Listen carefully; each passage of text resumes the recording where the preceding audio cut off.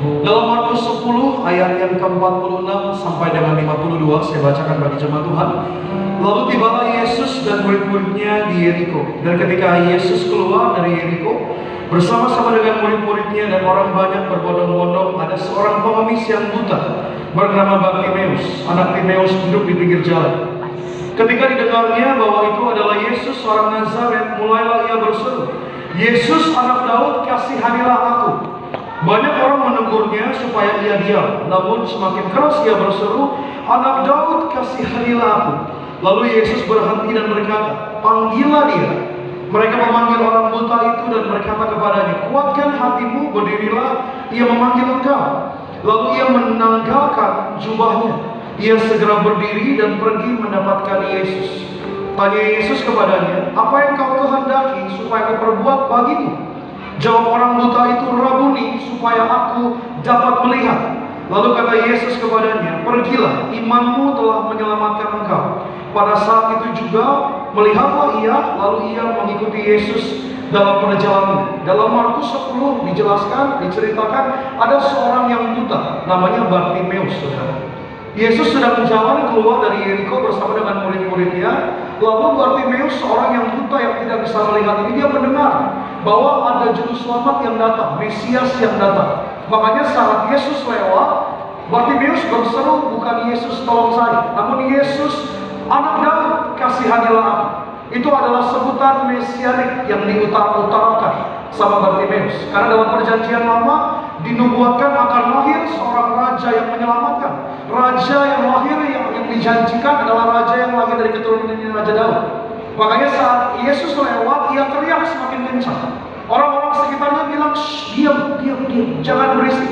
Namun ternyata saat sekiranya samping dan kanan kirinya bilang dia suruh diam, semakin keraslah dia. "Yesus anak Daud, kasihanilah aku."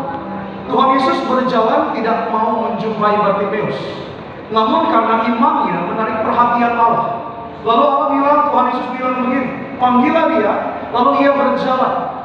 Saat dia sampai ke hadapan Tuhan Yesus tanya begini, "Apa yang kau kehendaki aku perbuat bagimu?" Iman Bartimeus besar luar biasa. Seorang pengemis kalau ditanya mau apa, dia pasti akan bilang seperti itu. "Saya butuh uang untuk saya bisa beli makanan. Saya butuh pakaian agar saya dihangatkan." Namun imannya Bartimeus berbeda. "Apa yang hendak aku perbuat bagimu?" kata Tuhan Yesus. Bartimeus bilang begini, "Rabuni, aku ingin melihat." Aku ingin melihat. Dan kita mencatat begini, saudara. Lalu kata Yesus kepadanya, "Pergilah, imanmu telah menyelamatkan." Kata dari menyelamatkan di terjemahan aslinya adalah sozo. Apa itu sozo?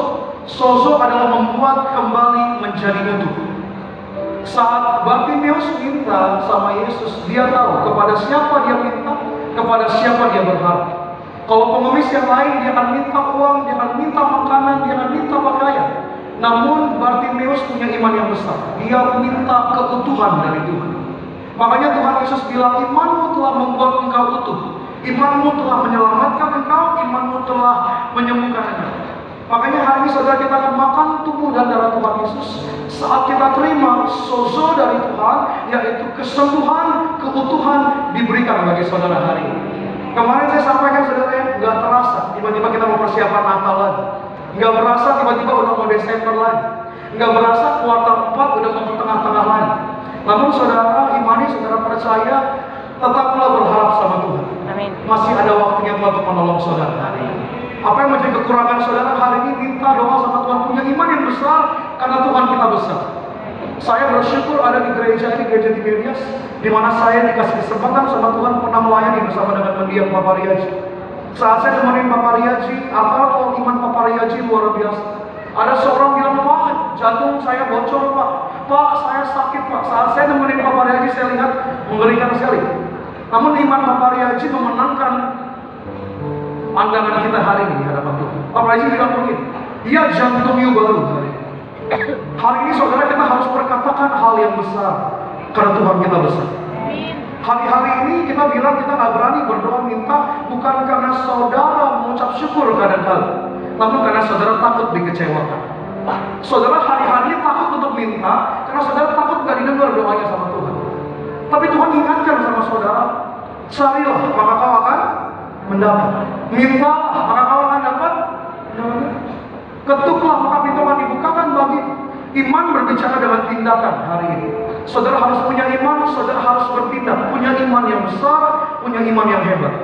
Hari ini kita terima perjamuan kudus, perkatakan setiap kata, setiap doa, setiap iman, agar Tuhan memberikan keutuhan buat kita.